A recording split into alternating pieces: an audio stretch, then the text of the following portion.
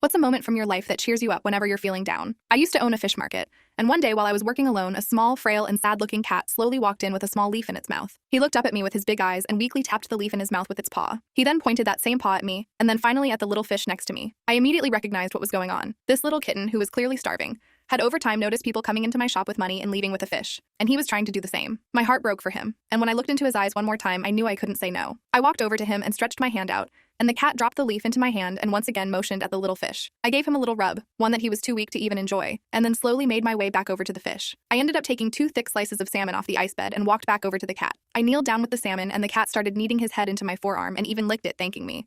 I almost started crying, but I was managing to hold it in, until he stopped kneading me and placed his paw on my hand. I realized this was because he had seen people shake my hand, and so he felt he had to do it too to finalize the deal. I couldn't hold it in anymore at this point, and my tears started flowing. I shook the cat's hand and gave him the salmon, and he happily strutted out of the shop with it in its mouth. I wiped my tears and I thought that was that, but no, because from that day on the cat, or Yam as I began calling him, started coming to me with leaves every day. He nearly ran me out of business by flooding my store with leaves after he realized the more money he had, the more fish he could get. Yam came down around the same time every day for his 2 small fish, and the more he did, the more he grew. He had more and more life to him each time he came in, and he never stopped coming in until I closed my shop down. And yes, in case you're wondering, I took him in, and he now has a permanent place to sleep.